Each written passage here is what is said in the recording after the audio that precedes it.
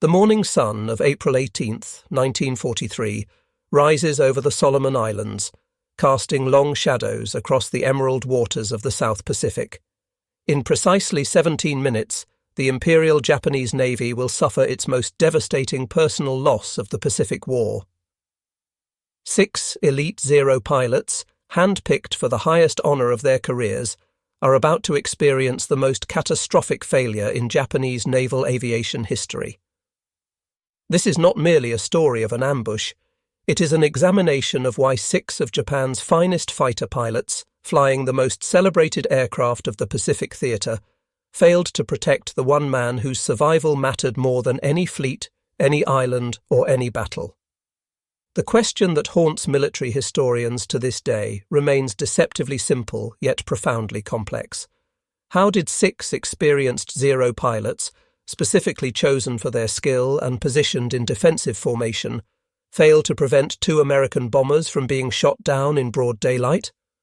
The answer reveals not just a tactical failure, but a perfect storm of technological limitations, strategic miscalculations, and fatal assumptions that would cost Japan its most brilliant naval strategist. Today we will dissect every element of this failure, from the technical specifications of the aircraft involved to the split-second decisions that sealed Admiral Yamamoto's fate. While history books chronicle Admiral Isoroku Yamamoto's death as a triumph of American intelligence and planning, few examine the Japanese perspective with the scrutiny it deserves. The 6 Zero pilots who flew that day have been relegated to footnotes, nameless escorts who simply failed. But these were not ordinary pilots. They were combat veterans of the 204th Naval Air Group, men who had survived the meat grinder of Guadalcanal, who had faced American fighters dozens of times and lived to tell about it. Their failure was not born of incompetence or cowardice, but of systemic problems that plagued the Imperial Japanese Navy's fighter doctrine, problems that would only become apparent in the crucible of that April morning. The central question we must answer is not simply what happened, but why it was allowed to happen. Why did Japan's premier fighter aircraft, the Mitsubishi A6M3 Zero, piloted by some of the Navy's most experienced aviators, prove incapable of executing what should have been a routine protective mission? The answer lies in a complex web of technical limitations, doctrinal failures, and a fundamental misunderstanding of how aerial warfare had evolved by 1943. The mission occurred just 2 days after the conclusion of Operation One Go, Yamamoto's last major offensive operation, when the Admiral was flying to congratulate the units that had participated. At Rabaul's Lakunai airfield, the morning of April 17, 1943, brings an unusual tension to the ready room of the 204th Naval Air Group. 6 pilots are summoned for a special briefing, one that immediately sets this mission apart from the endless patrols and scrambles that have defined their war thus far. The selected men represent experienced naval aviators. Lieutenant Junior Grade Takeshi Morisaki, a section leader with over 2 years of combat experience. Petty Officer First Class Shoichi Sugita, already an ace with approximately 30 victories. Chief Petty Officer Yoshimi Hidaka, a 20-victory ace whose tactical acumen has kept him alive through the bloodiest air battles over Guadalcanal. Petty Officer First Class Kenji Yanagiya, credited with 8 kills and known for his exceptional gunnery. Petty Officer First Class Toyomitsu Tsujinue, a steady veteran with nerves of steel, and Petty Officer Second Class Yasushi Okazaki, younger than the others but already proven in combat. Commander Tadashi Nakajima of the 204th Air Group personally delivers the briefing. Tomorrow, these 6 pilots will have the supreme honour of escorting Admiral Yamamoto himself on an inspection tour to Bougainville. The gravity of this assignment cannot be overstated. Yamamoto is not merely a fleet commander. He is the architect of Japan's naval strategy, the mastermind of Pearl Harbor, and perhaps the only Japanese leader who truly understands both Japan's capabilities and limitations in this war against the industrial might of America. The pilots understand immediately that this is not just another mission, but a sacred trust. The Admiral is flying to visit bases at Balale and Buin to congratulate the pilots who had just completed Operation Bingo. What the Japanese pilots preparing their aircraft at Rabaul cannot know is that 1,600 miles away at Pearl Harbor, American cryptanalysts have just achieved one of the intelligence coups of the war. On April 14th, multiple American radio intercept stations detected a Japanese naval message designated NTF 131755, encoded in the JN25D cipher, that American codebreakers had been steadily unravelling since before Midway. The message, addressed to the commanders of Base Unit No. 1, the 11th Air Flotilla, and the 26th Air Flotilla, contains something unprecedented: a detailed itinerary of Admiral Yamamoto's upcoming inspection tour, complete with departure times, arrival times, and exact routing. At Fleet Radio Unit Pacific, the decrypt reveals Yamamoto's schedule with minute precision. Departure from Rabaul at 0600 hours, arrival at Balal Island airstrip at 0800 hours, surface to Shortland Island by subchaser at 0840, arrival at Shortland at 0940, lunch with senior officers, departure from Shortland at 1400, return to Rabaul by 1540. The American intelligence officers can hardly believe their fortune. The Japanese, with their obsession for detailed planning and punctuality, have inadvertently provided a perfect blueprint for an assassination. Admiral Chester Nimitz himself must approve what comes next, and after consulting with Washington, the decision is made: Yamamoto must be eliminated. At Henderson Field on Guadalcanal, the planning for Operation Vengeance begins with a sobering mathematical reality. The distance from Guadalcanal to the interception point near Bougainville is 420 miles, at the absolute limit of the P-38 Lightning's range, and only achievable with auxiliary fuel tanks and perfect navigation. Major John Mitchell, commanding the 339th Fighter Squadron, works through the night of April 17th with his operations staff, calculating fuel consumption rates, wind speeds, and the precise timing needed to intercept Yamamoto's flight at the only point where it will be within range and at low altitude. The plan that emerges is audacious in its precision. 18 P-38s are assigned to the mission, though only 16 will actually fly after 2 aircraft develop mechanical problems during startup. These 16 P-38s will fly a carefully calculated route that keeps them beyond the range of Japanese radar and coast watchers, maintaining complete radio silence and flying at wave-top height to avoid detection.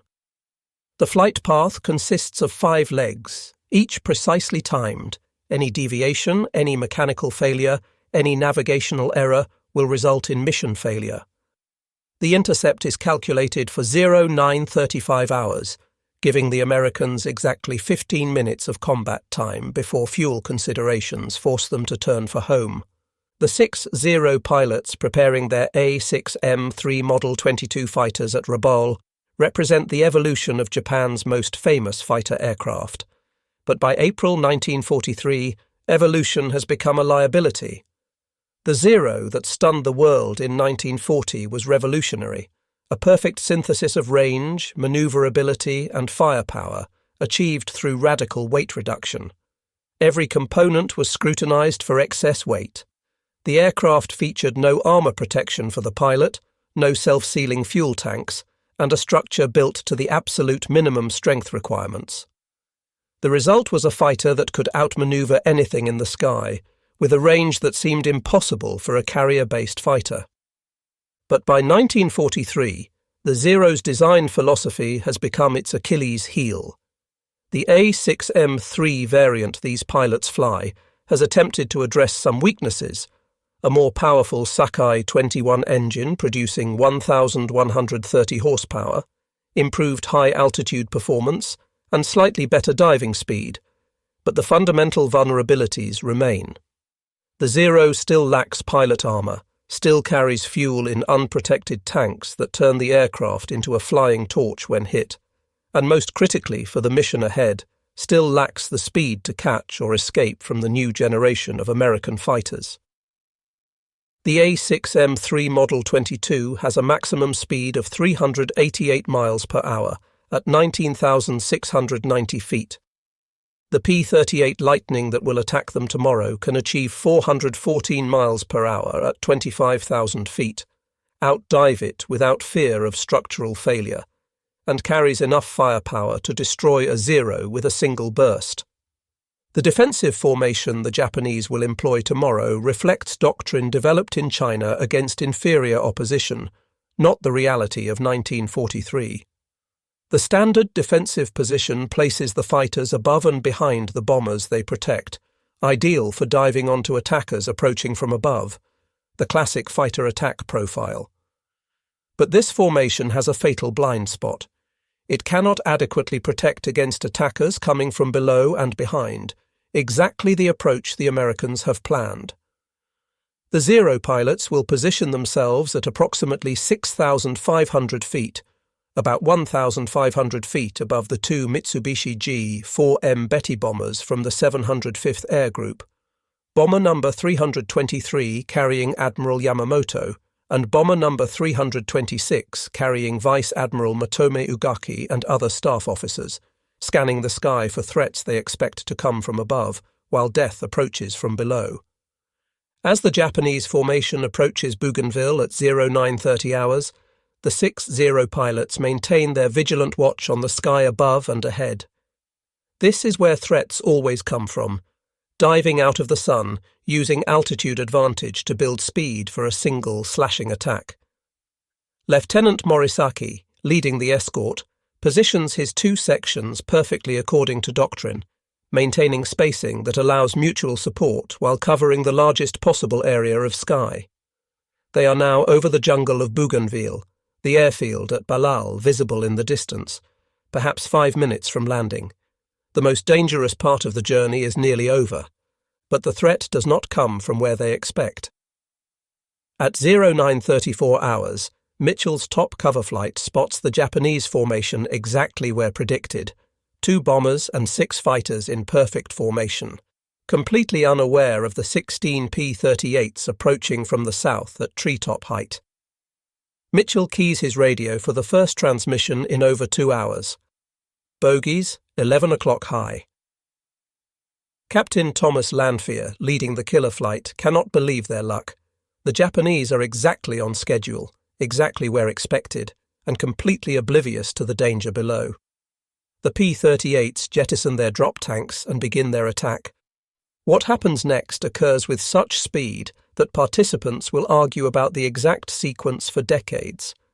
The Zero escort, scanning the sky above and the ocean horizon, fails to spot the olive-drab P-38s climbing from below until they are already within gun range.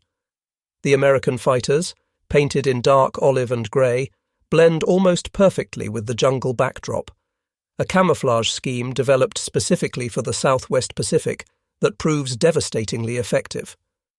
By the time Petty Officer Yanagiya, flying the outermost position on the right side of the formation, spots the approaching P-38s and shouts a warning, Lieutenant Rex Barber is already within 50 yards of Yamamoto's bomber, his finger on the trigger.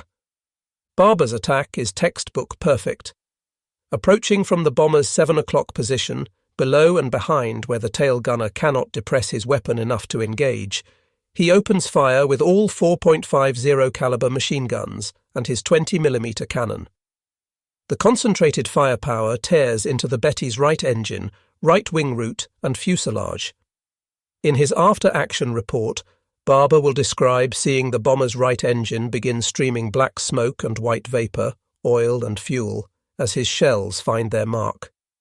He continues firing as he closes, shifting his aim to the left engine, seeing pieces of the aircraft's skin peel away under the impact of his rounds. Inside the bomber's fuselage, 1.50 caliber bullet, among the hundreds fired, enters through the thin aluminum skin and strikes Admiral Yamamoto in the left shoulder, traversing his body and exiting under his right eye, killing him instantly. The Zero pilots react with the speed of combat veterans, but it is already too late.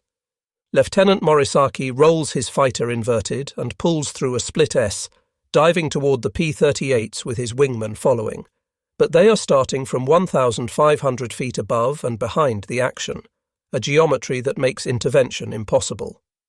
The simple physics of acceleration and distance mean that even diving at full throttle, pushing their Zeros to the structural limits, they cannot reach the Americans before the fatal damage is done.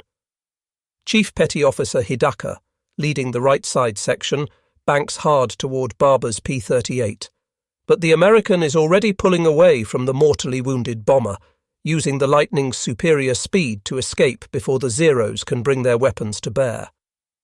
Yamamoto's bomber, mortally wounded, noses down toward the jungle with its right engine in flames.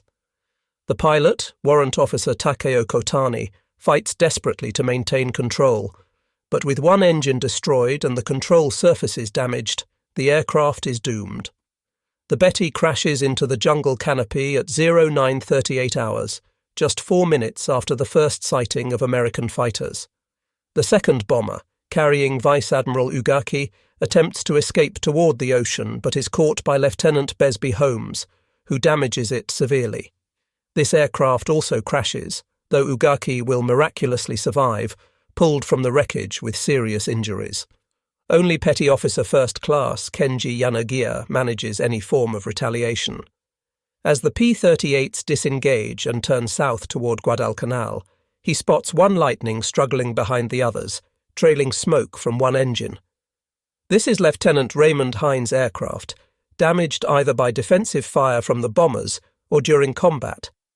Yanagiya pursues the wounded Lightning, closing to gun range and firing repeated bursts from his 20mm cannon.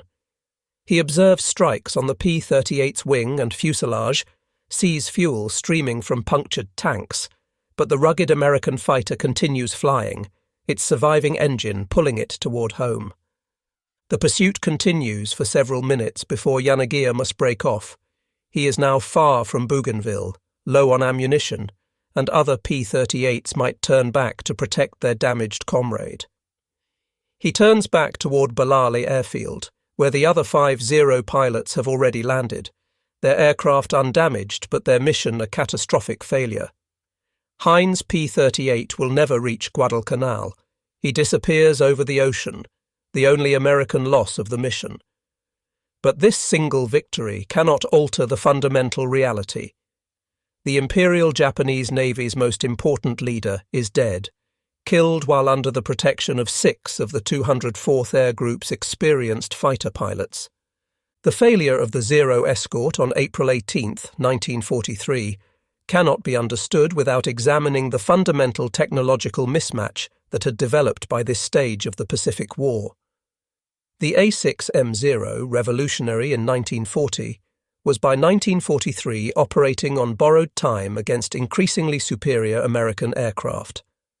The very design philosophy that made the Zero dominant early in the war, radical weight reduction to achieve superior range and maneuverability, had become a fatal weakness against opponents who had learned to exploit its limitations. The Zero's lack of armor protection meant that even glancing hits could kill or incapacitate the pilot. The absence of self-sealing fuel tanks turned the aircraft into flying incendiary bombs when struck by incendiary rounds. Most critically for the Yamamoto mission, the Zero's maximum speed of 388 miles per hour and poor high-speed handling characteristics meant it could neither catch nor escape from the new generation of American fighters. The P-38 Lightning, with its twin engines producing a combined 2,800 horsepower compared to the Zero's single 1,130 horsepower engine, could dictate the terms of any engagement, choosing when to attack and when to disengage at will. The defensive formation employed by the Zero escort reflected tactics developed against Chinese opponents flying obsolete aircraft in the late 1930s. The positioning of fighters above and behind the bombers they protected made perfect sense when the primary threat was other fighters diving from altitude to attack. This formation allowed the escorts to maintain energy advantage while keeping visual contact with their charges. But by 1943, American tactics had evolved far beyond the simple diving attacks of the war's early months. The American adoption of the boom and zoom technique using superior speed to make single high-speed passes rather than engaging in turning dogfights, rendered traditional Japanese defensive formations obsolete. The P-38s attacking from below could use their speed advantage to strike before the Zeros could react, then escape before the Japanese fighters could bring their superior maneuverability to bear. The Japanese had no effective counter to this tactic with the Zero, as the aircraft simply lacked the speed to pursue or escape from hit-and-run attacks. Perhaps the most damaging failure was the complete lack of awareness that American forces had broken Japanese naval codes.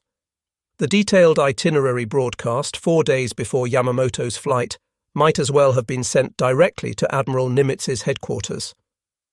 The Japanese confidence in their code security was so complete that they never considered the possibility that the Americans might be reading their most secret communications. This overconfidence extended to the planning of Yamamoto's flight. No diversionary measures, no last-minute route changes, no additional security precautions despite flying the Navy's most important leader through an active war zone just 2 days after the conclusion of Operation Oigo. The 6-0 pilots land at Balal Airfield in shocked silence. There is no immediate blame, no accusations of cowardice or incompetence. Everyone understands that they faced an ambush prepared with intelligence they could not have anticipated. But the weight of failure is crushing. They were selected for the highest honor imaginable, protecting Admiral Yamamoto, and they failed.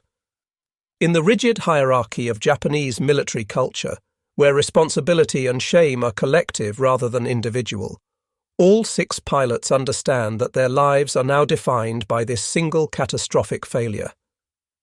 At Rabaul, the news of Yamamoto's death spreads through the naval air groups like a physical blow. The admiral was more than a commander. He was the embodiment of Japanese naval power, the one leader who truly understood both Japan's potential and its limitations. His death represents not just a tactical loss, but a psychological catastrophe. Morale, already battered by months of attrition in the Solomons, plummets further. The Japanese High Command immediately classifies all details of Yamamoto's death as top secret. When the Japanese public is finally informed on May 21, 1943, they are told only that the admiral died while directing operations at the front. On June 5, 1943, Japan holds a state funeral for Admiral Yamamoto, an honor reserved for the nation's greatest heroes. The ceremony in Tokyo is attended by the emperor himself, and the entire nation observes a moment of silence. For the 6-0 pilots at Rabaul, the funeral represents a formal acknowledgement of their failure. 2 days after the funeral, on June 7th, the Japanese launch a massive air offensive against American positions in the Solomons, specifically targeting the Russell Islands. The mission involves 81 Zeros, 12 carrying firebombs, the rest providing escort, from the 204th Air Group. During this June 7th raid, 2 of the Yamamoto escort pilots meet their end. Chief Petty Officer Yoshimi Hidaka is shot down and killed during the 90-minute battle that sees 23 to 24 Japanese aircraft lost against approximately 50 Allied fighters. Petty Officer Second Class Yasushi Okazaki also dies in the same engagement. Both pilots flew Zeros armed with firebombs under their wings, pressing their attacks through intense anti-aircraft fire. Their deaths mark the beginning of what would become a pattern, the Yamamoto escorts seeking redemption through combat. During the same June 7th raid, Petty Officer First Class Kenji Yanagiya's war takes a different turn. After completing his bombing run on Russell Island, 2 F-4F Wildcats catch his Zero in a climbing turn. Despite desperate evasive maneuvers, American .50 caliber rounds smash into his cockpit. One bullet strikes his right hand as it grips the control stick, destroying it almost completely. Only his small finger remains attached. Another round tears through his right leg, severing arteries and filling his flight boot with blood. Somehow, Yanagiya maintains consciousness and control of his aircraft using only his left hand. Fighting against shock and blood loss, repeatedly shouting to keep himself awake, he manages to fly his crippled Zero to the Japanese base at Munda. Unable to lower his landing gear with his destroyed right hand, he belly lands on the coral runway. Japanese Marines pull him from the cockpit more dead than alive, immediately amputating what remains of his right hand. Against all odds, he survives and is evacuated to Japan, his war over but his life preserved. On June 16, 1943, Lieutenant Junior Grade Takeshi Morisaki, the escort flight leader, is killed while attacking Allied transports off Lunga Point, Guadalcanal.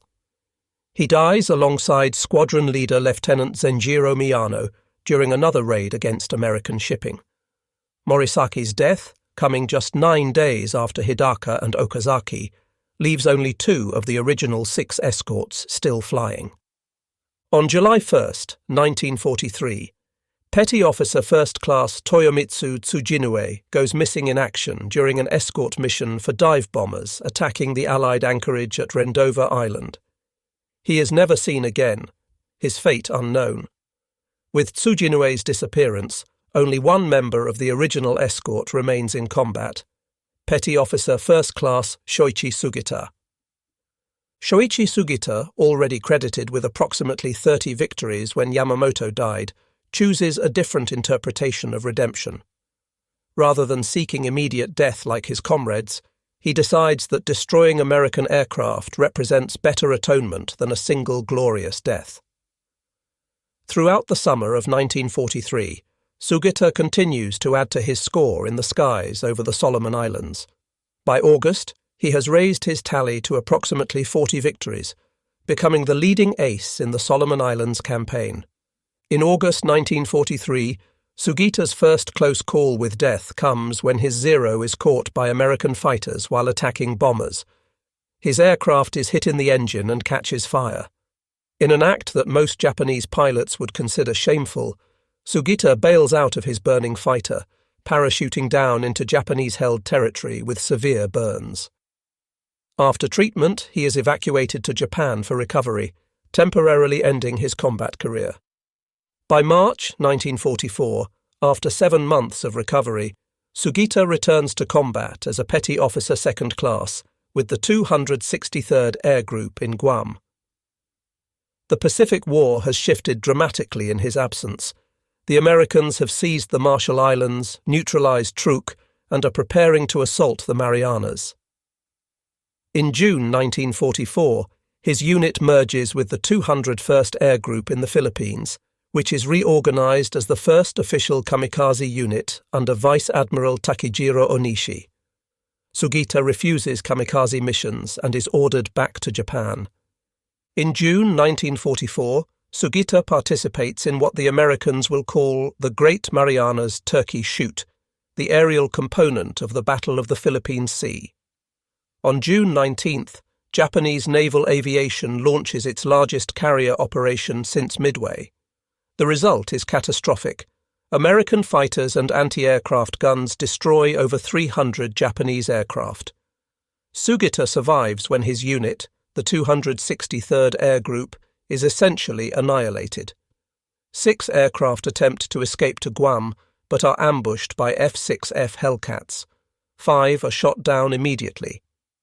Sugita's Zero, hit repeatedly with navigation equipment destroyed, somehow makes it to a Japanese base on Rota, the sole survivor of his entire unit. In January 1945, now a Chief Petty Officer, Sugita joins the elite 301st Fighter Squadron of the 343rd Naval Air Group at Kanoya Air Base in Kyushu. By this time, he has accumulated 70 officially credited victories. On April 15, 1945, almost exactly 2 years after Yamamoto's death, American carrier aircraft attack Kanoya. F-6F. Hellcats from USS Independence and USS Randolph catch the 343rd Air Group during takeoff.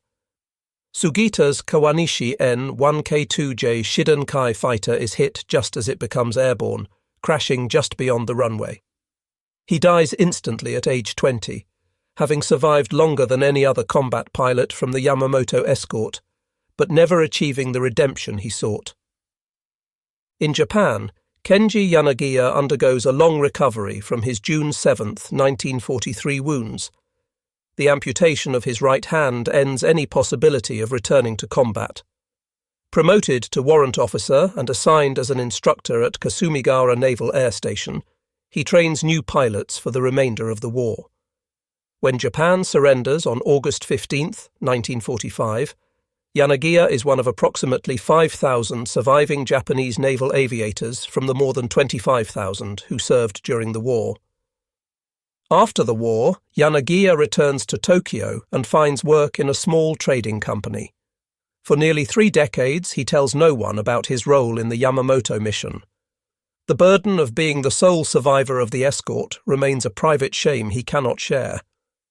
In the mid-1970s, Japanese aviation historian Akira Yoshimura, researching a book about the Yamamoto mission, discovers through investigation that one escort pilot survived the war.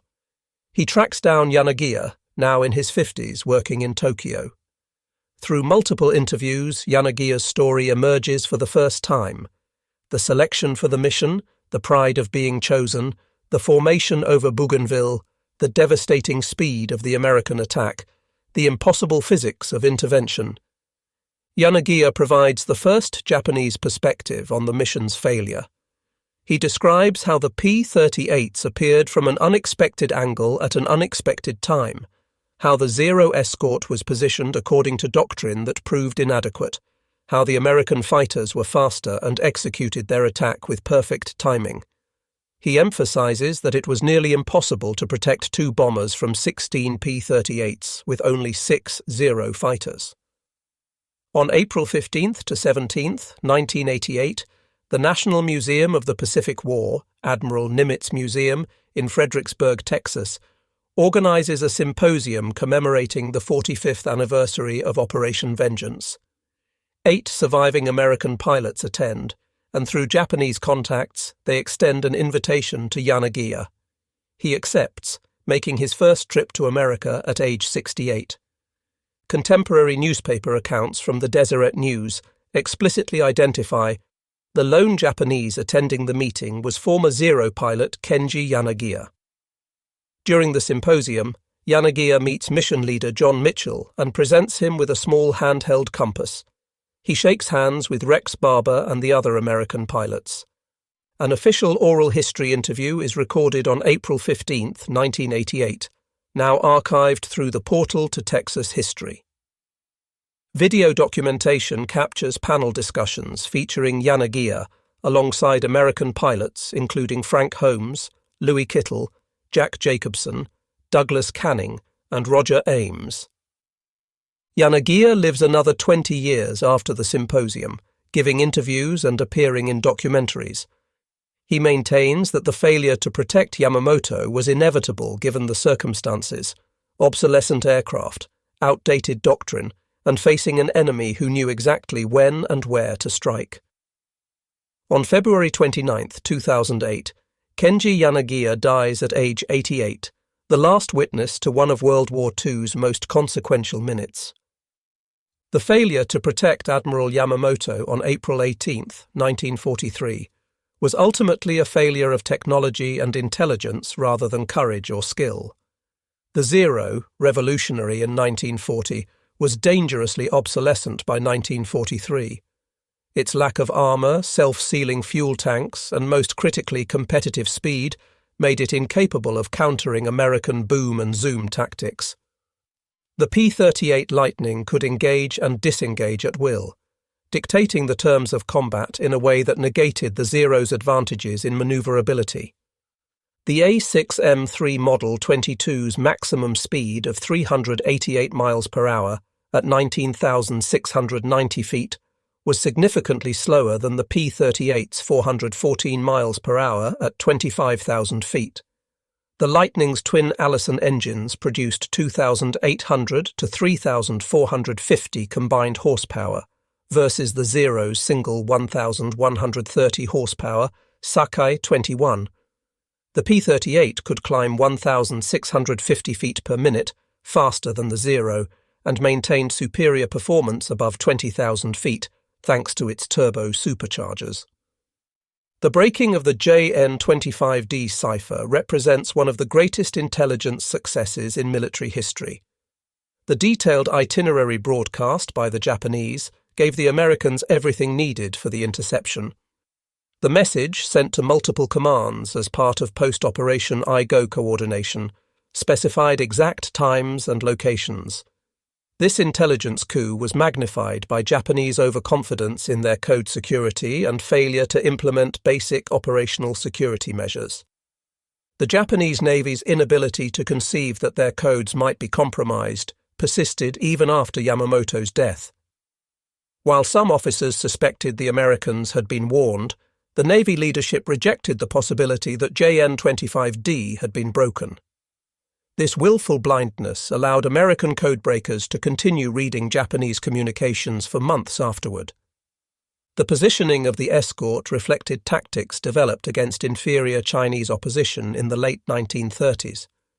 The assumption that attacks would come from above, the spacing that prevented mutual support, and the altitude differential that made rapid intervention impossible all contributed to the failure.